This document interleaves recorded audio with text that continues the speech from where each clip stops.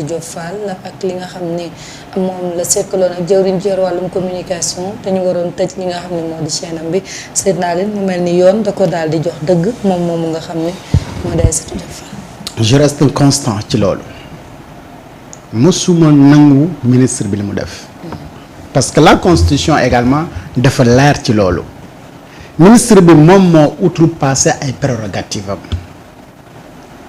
régler le secteur des médias au Sénégal mën nañu ko def sans ñu defee ko comme ni mu ko defee nii ban ministre de la communication ci monde bi ngeen mës a gis mu xëy ne day tëj ay organes de presse musul am c'est des entreprises de presse ñëw nga fekk nga secteur bi pëccoxoo ok dafa pëccoxoo dañ koy organiser lii mooy norme yi te moom bala moo ñëw dafa fekk gars yi def recensement ba pare te recensement yooyu noonu archive yaa ngi ci biir ministère bi les organisations sont là xam na benn bu si nekk lan mooy capacité am xam na ñaata association ñoo fi nekk xam na ñaata également organe de presse ñoom ñooy exister même si tu juges que c'est beaucoup tu dois organiser da ngay teg ay critères na leen remplir leen critères yi bu fekkee mënoo leen critères yi voilà les accompagnements yi nga xamante ni moom la ñuy am mais en droit c'est très simple li gars yi di wax une loi n'est jamais rétroactive et d'ailleurs ici c'est pas une loi la création d'entreprise ça ne se fait pas au ministère de la communication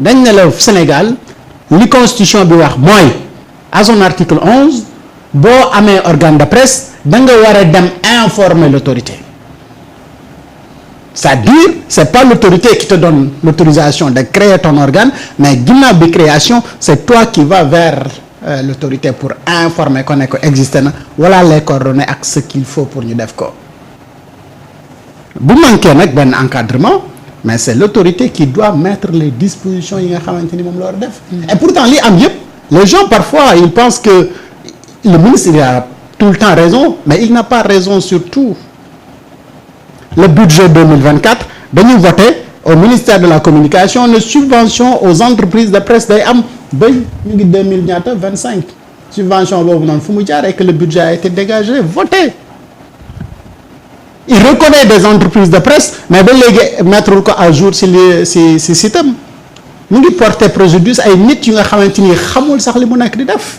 ñaata entreprise de presse ñoo fi nekk di liggéey dignement légalement am lépp lu weesu sax ñoom li ñuy laaj mais si ñàkk leen bind si seen liste boobu alors que reconnaître nañ leen mais daf leen porter préjudice lan moo mën a expliquer Sunugal 24 par exemple reconnu pour la première fois ñu jàll ñu ne lii ñoom ñu def si seen erreur dindi ko après reconnaître na dañuy def erreur après wax ñu ne ñu ok vous êtes reconnu mais ba léegi def ñu mise à jour bi si seen site bi xam nañ ñaata lañ ñu porter préjudice si loolu et pourtant waxuñu ko ba léegi ñu ngi tooñ ñeneen ñi nga xamante ni également ci cas boobu la ñu nekk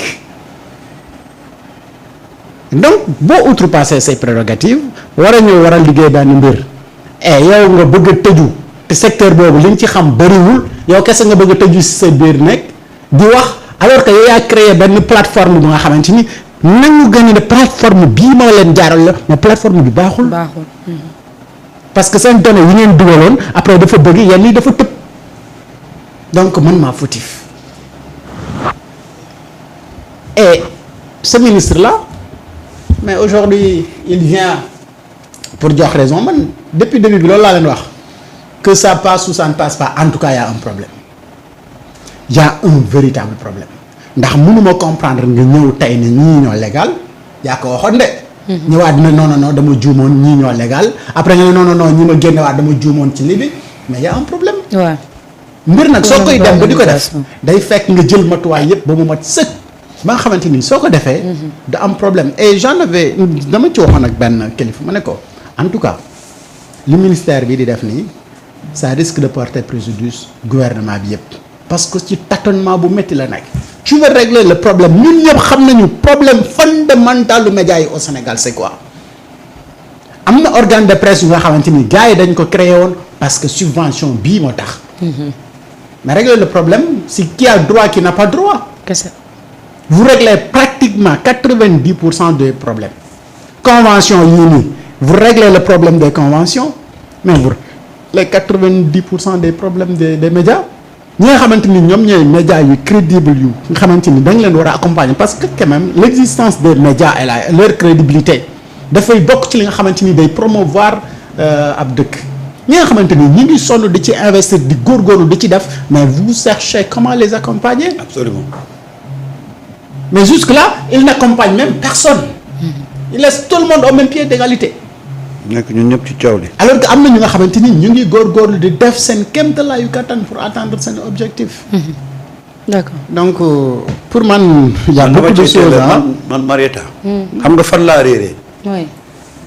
dañoo ñëw ñu ne daf ci am ay médias yoo xam ne dañoo yoreel impôt état bi. état bi waaw. ba pare ne sax li ci gën a grave mooy dañ doon coof ci salaire u gars yi. te duñ ne ko dañuy defee. cotiser te duñ cotiser. Sénégalais yëpp applaudir démarche bi mais on nous a pas donné la suite. tey ban Sénégalais moo la mën a wax. ñan ñoo fay ak ñan ñoo. ñan ñoo fay ak ñan ñoo fayul. amul. man fa laa ca réeree. ku ci fay man yëguma ko sax. parce que man la suite xam nga la laa xaar ñu ne on s'est réunis avec les patrons de presse voilà le schéma qu'on a établi pour que ñu fay impôt wala ñu bañ a fay impôt ñu xam fu ñu féetee. mais c'est cette histoire d'impôt là tey kan moo ci xam dara kenn ah kenn. man fa laa ca réeree. ñun ñuy journaliste sax xamuñu. fa laa ca réeree après il y a eu des sélections des gens qu'on a retenus après qu'on a retirés après ci laa ne xoolal c'est voué à l'échec gis nga régler ce problème là de la presse ça demande beaucoup de courage ça demande beaucoup de courage mais bu fekkee ne da ngay wut lu neex ma Samba wala da ngay wut lu neex ma Demba tu as l'impression de régler alors que tu crées plus de problèmes. Et malheureusement un an après on est toujours ci même stade. dara bougé wut. ñi ñu waxoon ne waruñ bokk ñu ngi bokk ba tey di wax ñi ñu waxoon ne fayuñu impôt ñu ngi wax ba tey qu'est-ce qu'on a réglé un an après avec tout ce tintamarre là bi ñu créé ci place publique bi qu'est-ce qu'on a réglé dara tey. et que les quelques yi nekk en règle. la ñu waroon jot. ba léegi yéen a ngi ko ci. voilà man ce que je peux comprendre. mais bu fekkoon ni sax ñi nga xam ne dañ ne ñoom nekk nañ en règle waaye ñu commencé leen tuuf tuuti. ñu xam ne kat c'est un droit hein. waaw ñu commencé ñu xam ne kat ñii nekk biñ nekk en règle kat. voilà le résultat. et ñi nga xam ne ñoo nekk en règle ñoo gën a ndóol tey ah que ñi nekkul en règle finalement qu'est-ce que ça a donné tout ce bruit là. tey lan lañ mën a jàpp ne am na jéego boo xam ne teg nañ ko pour assainir ce milieu là man de bu ngeen ko xamee ngeen wax ma ko man xaw ma ay waxi neen de. man de wax ji yëpp lu concret. ba ñu tàmbalee wax ci médias yi ba léegi lu concret amu ci. man de dégguma ko. mbir yi dafa war a concret man nag dama nangu benn mbir. man de su ma féetee ak Guèye damay nangu de Guèye dama féetee ak moom bu jaarul ci yoon dama naan ko saay jaaroo ci yoon. bu jaaree ci yoon ma applaudir ko accompagner ko la ma ko war a jox yëpp nag ci bu nekkee ci yoon ma jox ko de parce que ci yoon laa koy teg mais mënoo fi nekk bi nga ñëwee ba léegi ay wax rek te li ngay wax mais indiwoo article boo ñu koy teg nga jël constitution bi sànni ko fële di ñu wax le code de la presse mësuñu ko respecté je l'ai dit et répété man je suis un cas d'école ci code de la presse bi lépp lu ma code bi wax def naa ko. est-ce que dañu mos a appliquer code bi ci man et que je suis journaliste donc bu ñu jël code de la presse bi di ko utiliser si ni mu leen arrangé.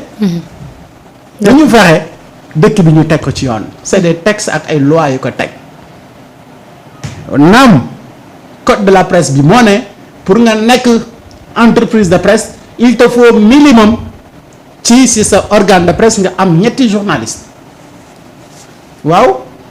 léegi kenn mooy journaliste mooy ki nga xamante ni am na njàng mi am diplôme bi ci école de journalisme wala mu am njàng mu nga xamante ni am na licence def na ñaari at ci rédaction yi donc kooku dafay passer pour acquis d'expérience mu am carte de presse nationale bi. mais carte de presse nationale boobu. mais problème la carte bi man sama bos jeex na maa ngi bëgg a renouveler mënuma am renouveler parce que amuñu budget nee nañ bu ñu ko renouveler te loolu it beneen càcc la ci biir mbir mi parce que ñaari junni ngay joxe. te carte bi boo ko bëggee non ñaari junni pour renouvellement mais boo ko bëggee tirer mais valeur bi mais ñun carte maison yi ñu amoon 2500 lañu ko doon tirer la. boobu tam beneen donc problème 10 000 francs kay su ma ko joxee.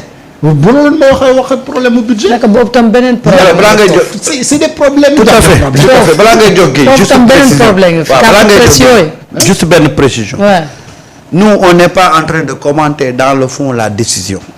On est en train de commenter de manière globale le problème de la presse. On attend maintenant les motivations Cour suprême dana ko génne pour entrer au fond ci décision bi foofu la ñu toll. mais de façon globale li ñu constaté mooy affaire yi ça n'a pas bougé. tey carte de presse jeex nañ. am na ñu bëgg a am mënuñu am waa ki bëgg a am te mënul ki bëgg a am te mënul am. am na ñu bëgg a am kooku tey foo koy classé. kër xamul lu du nekk journaliste tant que commencé wuñu waat distribuer waat carte. problème foofu tam beneen problème carte presse yi moom li fa nekk moom. te arrêté nañ ko bu yàgg. waa ki ci diggante bi nag pare commencé di exister war a am carte de presse fekk ñu tëj fële. kooku bonne situation nga koy jox. et pourtant la commission de la carte de presse là dafa nekkoon benn filtre bu amoon solo.